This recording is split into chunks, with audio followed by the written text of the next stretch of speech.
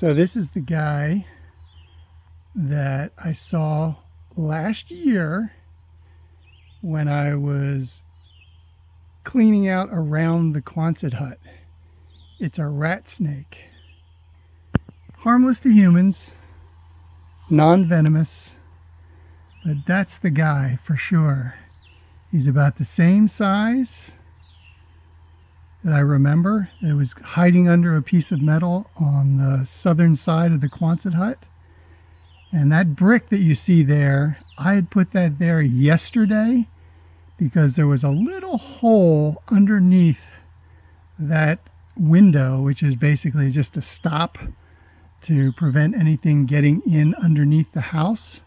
So he must have been getting in under there, and now he wants to go back in, but he can't get in there.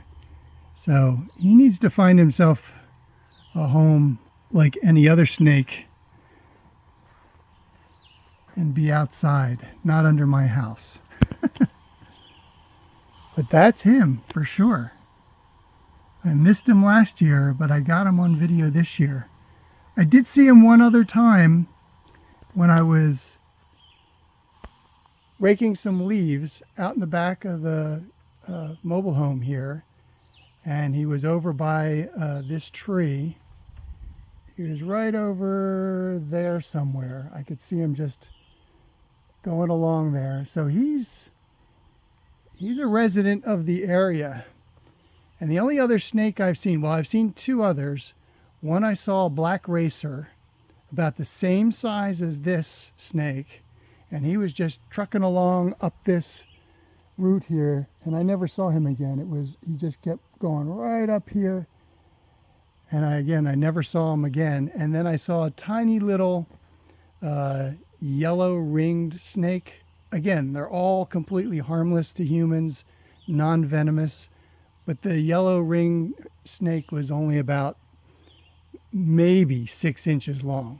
He was really tiny, but you could definitely see a very pronounced yellow ring around the neck. I think I got a picture of it somewhere. But yep, this is the guy. I'm just kind of watching him and following him, see where he goes. So, see if we can get a little closer.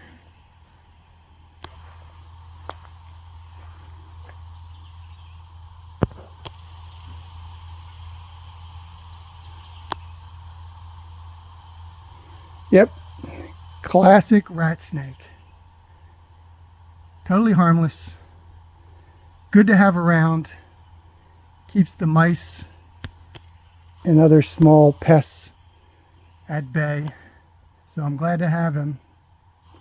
Just don't want him under my house, that's all. So he's free to roam around as much as he likes. All right, that's it. Hey, it's Saturday evening. I just wanted to show you that I put these LED solar lights on the top of the posts for the vineyard. So that white stuff is just caulk. It'll dry clear. It just seals the bottom from bugs getting up in there, even though it's pretty much sealed itself. But these should come on in the next 20 minutes or so, because it's getting pretty dark here. Looks lighter than it is on camera, but so there they are. As soon as it gets dark and they come on, I'll take a shot of them lit up, but I will get 3 more on that end and 3 more on this end, so they will light up the end posts of the vineyard when it's all done. Should be nice. All right, that's it. This is pretty cool. We literally have a fog rolling in from the top of the hill coming down. I look around here, I can kind of see a little mist around me. You can't see it on the camera, but it's rolling down this hill towards me. I saw it as I was putting those lights on the tops of the post. It was just creeping over the hill, and now it's rolling down towards me. Pretty spooky, but neat. All right, that's it. So it's a little after 8 o'clock and the lights have come on top of the posts for the vineyards. Looks nice. Be great when there's more of them. All right. Thanks. April 7th, Tuesday. And it's been about 10, 11 days, I think, since I showed the first little leaves on the grapevines. So I just thought I'd do a little update on how they're getting along after about 10 days. So this is the first row of the Black Fry grapes. This one's doing pretty well. Really getting a lot of leaves going on here. Even one way up here on the top. This is the tallest one I've got. And then coming along here, this one, it's doing okay. This one's a slacker. Slacker! Grow! Alright. He'll do better. And this one's doing pretty well. Lots of leaves. Lots and lots of leaves. That one's doing great. I think we've got another slacker here. Sort of. Some leaves up at the top. Not too many at the bottom. It's interesting. And then this one over here, this is the Darlene grapes. That one's doing pretty well. This one, wow. This one's doing really well. I think that's the best one so far. And this one also doing okay. Interesting, this one has more leaves at the bottom and just a few at the top. And then down here, it's got leaves top and bottom, doing pretty well. So we got 2 slackers and the rest are doing okay. All right, well, I'll report back in maybe another 10 days and see how they're doing. All right, bye. Alrighty, it is Tuesday, April 7th, and I was in the Quonset hut the other day and it was raining fairly heavily. And we must have had a somewhat odd angle to the rain. In this particular case, it was coming into the doors, the carriage doors, slightly from the east. So whether it was just coming down this way or that way or directly this way, it was definitely driving a little bit towards the door. And I noticed that there was just a little puddle coming through underneath the door right in this area here.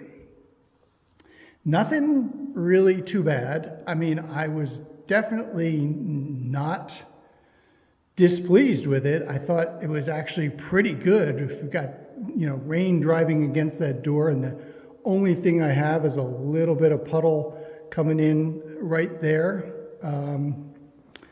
But I thought, okay, well, maybe there's something I can do to improve that. I mean, this is a tough place to seal it because the concrete has got all kinds of waves in it. It's not a perfectly smooth piece of concrete. It's, it's just rough. And it's really hard to seal that extremely well. So I thought, all right, well, the seal that's there now is doing a pretty good job, but what if I doubled up on it?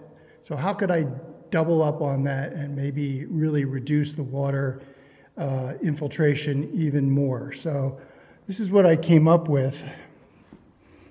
Out here, what I did was I cut a couple of pieces of this trim. This inner one here is only about this thick. So that gets screwed to the bottom piece of trim on the door. And then this outer one is almost the full width of this trim. And what I'm going to do is once I take these off and paint the tops here, because these are at an angle, so it follows the angle from this one all the way down to here and here. so water will run off. I'll put a seal along here so that I now have a double seal. Let me show you what I mean. If I push this open and look at this from this side, you've got the original seal here against the concrete. And then I'll get another one that comes down here and seals here. So there'll be two sealing against the concrete. And hopefully that will improve things. So, yeah, all I have to do now is take these off again. And I used outdoor screws on these to screw them in because I don't want to make them permanent.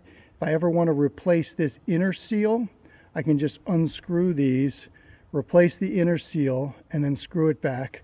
And obviously the outer one, I can replace it anytime I want. It's just a rubber strip, basically, that has a adhesive backing. You peel it off and you put it on there. So it's pretty easy to replace, but I need to be able to get to that inner seal here if I ever do want to replace it, because opening and closing these doors, it does rub against the concrete, and yeah, I mean, over time it's definitely going to need to be replaced. So I'm going to remove these now. I'm going to paint them, put a couple coats of paint on here, and then put them back on, and then I'll put another weather stripping seal along the outside. And then when they're together, when these doors come together, I'll put a piece across here and then just slice it, and then another piece, one piece will come from that side all the way to about here, and from that side to about here, and then there'll be another piece in the middle that I'll just slice, and that should give me almost zero gap between the two doors and any possible rain infiltration. So that's my plan. We'll see what happens. I guess it can't hurt. So I'll let you know what happens. Talk to you later.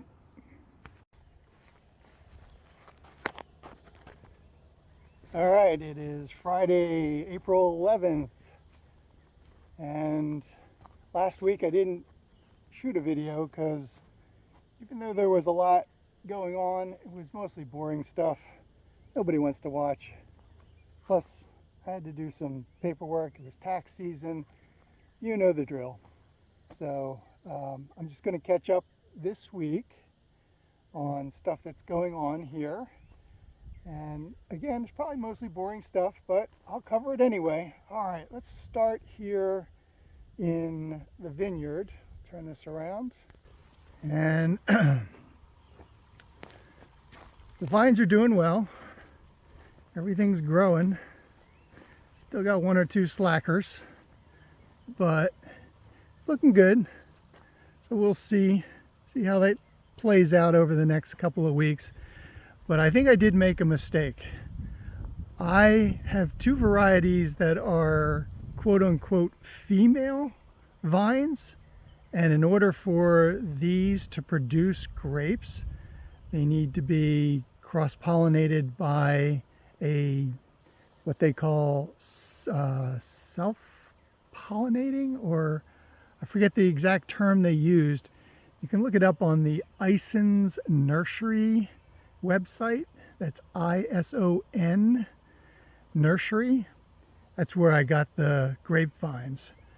And so I'll probably next year I'll plant another row of the self-pollinating variety here. They say it needs to be within 50 feet of the female variety vine, so that's plenty close. That's only like 11 feet across there.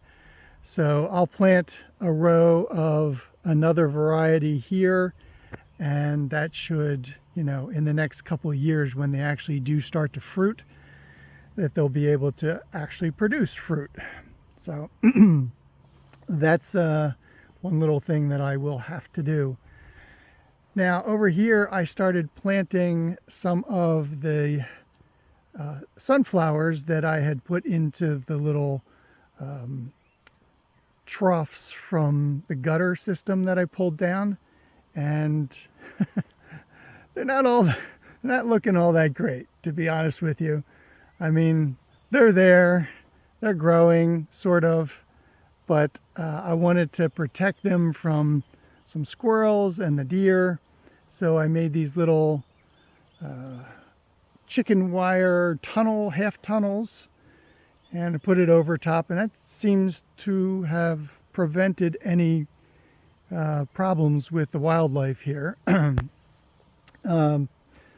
So when these grow a little taller, I'm going to raise these tunnels up and then put a row along the bottom here so that they can get to about, I don't know, maybe 2 feet, a little over 2 feet before I remove the tunnels completely. And at that point, I'm not going to say they're invulnerable to the wildlife, but to be less likely to be, chewed on and completely destroyed with one bite. So that's the plan. This seems to work pretty well if you take 2 boards and just screw them together on the bottom to hold the wire, and then you can just put these little stakes in the ground to keep their shape.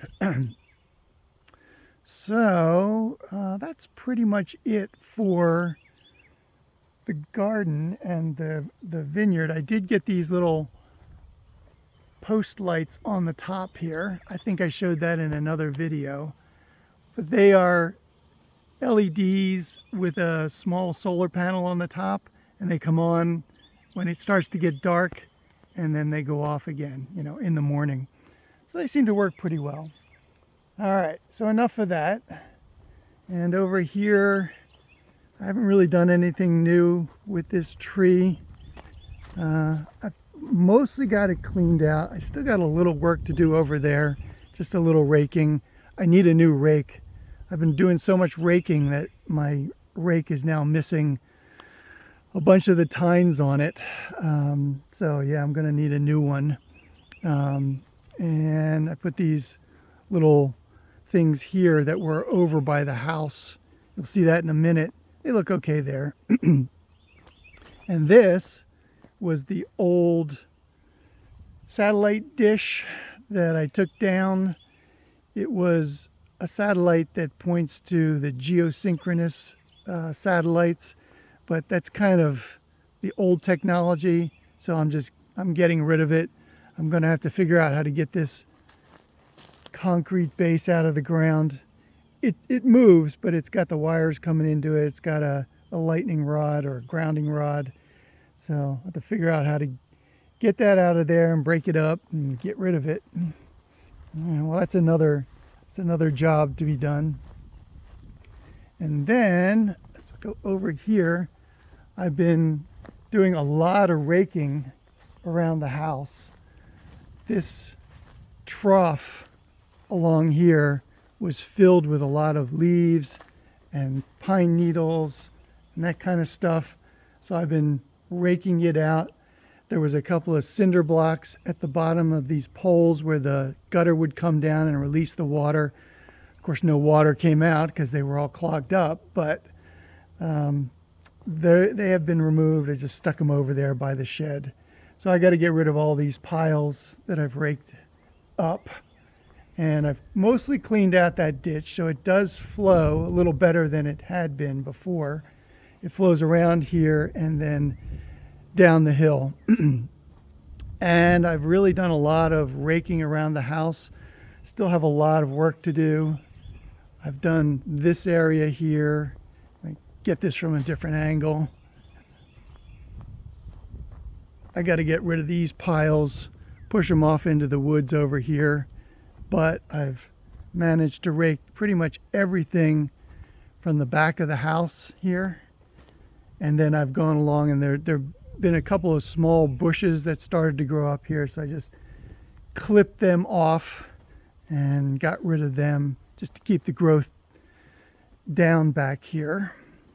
And over here on the back, this is the mini split system that heats and cools the house. So I was seeing inside the house, every once in a while, I would see like a singular big black ant. And I'd only ever see one at a time. So maybe every 3 days or so, I'd see this black ant on the floor. I'm like, How the heck did he get in there? I'm assuming that he's like a scout looking for, food for the colony or whatever. So it was always very close to this part of the house inside on the floor. So I'm thinking, they probably don't go too far from where they enter. So I suspected that this thing here, which is just a aluminum cover that covers the pipes and the hoses that go into the inside unit of the mini split system. And what they did when they installed this was they used a hole saw right about here and just cut a hole right through the wall to supply the hose access to the internal mini split fan system. So I suspected that they didn't really seal it up very well. So I removed this cover, and sure enough, the hole is bigger than the pipes that were going through the wall there. And so what I did was I cut a piece of wood that fits tightly around those pipes, and then I screwed it to the wall and then caulked it up and then put this back. And then on the top of this right here, it used to go all the way up to here, but I cut it down, and then I cut a piece of wood that fits right in the top of there, and then I sealed that up with caulk. So that should prevent, and seems to have prevent any ants from getting in, at least so far. The thing I have to still do is maybe shoot some foam up in here to seal around those pipes that are coming in from the bottom. But as of right now, I have not seen any additional black ants in the house. So I'm hopeful. All right, so what else? Everything's been raked over here. I was outside last week sometime, and it was raining pretty heavily, and I was watching the water pattern come down here. So only when it's really raining very heavily, water starts to flow down, and it was starting to get into here and kind of pool in this area by the house. And that's not really a problem because the house is, a good 18 inches off the ground. So it's just the sand that gets wet there. But I thought, well, if I can get the water to divert down here and then go this way, that would keep this more dry. So I dug a little bit of a trench here and then built up a little mound to divert the water that comes down here. And that should divert at least 90% of the water, as far as I can tell from how it was flowing when it was really raining hard. And I know that, a sand mound isn't going to really prevent water from, moving through it for very long. But all I need to do is divert it until it can kind of dig its own natural trench and then follow this path down here to the valley of the property. So we'll see. It has rained since then, but it hasn't rained very hard. So I haven't really seen, it diverting down through this ditch here. But I think it'll work. Pretty confident on that. And then I've been doing some other raking around here, trying to push the leaves back a bit away from the house and away from the propane tank. Eventually, when I get some machines in here, I'll be able to just come along here and get rid of all these piles of leaves there and over here along the back of the house and just get rid of them completely. All right. Sorry about my voice. I don't know. I'm like a little bit hoarse or something. Let's go down to the Quonset hut and take a look at what's going on down there. I did get my iron star mounted on the wall there. So I put it right about there. I don't know if you can see it or not, but it's got white caulk around it, but that's really clear caulk that will dry clear, even though when it goes on, it's white. So I got that up in place, and I got this keypad deadbolt installed. So now I can lock it and just come back here and unlock it with the numeric keypad without having to carry a key around. So that's pretty convenient. This system, I'll just say that it's pretty good. I bought it off of Amazon. I like it, but the jig to cut the holes, because this door did not come with a secondary hole for a deadbolt, I had to cut the holes. So I bought a jig which came with a couple of hole saws, which worked very nicely. But the jig, when you put it on the door to align for the holes to cut, it has two screws that hold it on the edge of the door right there, on the end of the door. And they were so cheap that as soon as I tried to screw them in, they stripped out. So I was kind of annoyed at that. And I even pre-drilled for those holes, so they should not have stripped out. But they did, and I spent probably about 45 minutes trying to back out that screw. Of course, I ended up just prying it out because that was the only way I could get it out. Anyway, it worked out pretty well. I like it. It's definitely a nice security feature. And finally, I did get the garage door trim all along the sides and top. So that goes here, up and over, and then down. And this basically seals between this part of the door and here. So if you remove this, there was a slight little gap in here where this piece of trim meets this piece of wood. So this basically covers that and seals it. And I did get my bottom secondary seal in place. So that's done now. And this is the secondary seal along the outside against the concrete on the bottom. And these are a couple of pieces that cover the gap. You have to have a gap here because otherwise it's so thick you can't even open the doors without them interfering with each other. So I just used a little bit more of this material on here and then here, and I got a nice seal. Now, it was sort of a fail because I took the hose and I squirted this area and I held it on there for maybe 2 minutes, and sure enough, the water went right underneath both seals and into the Quonset hut.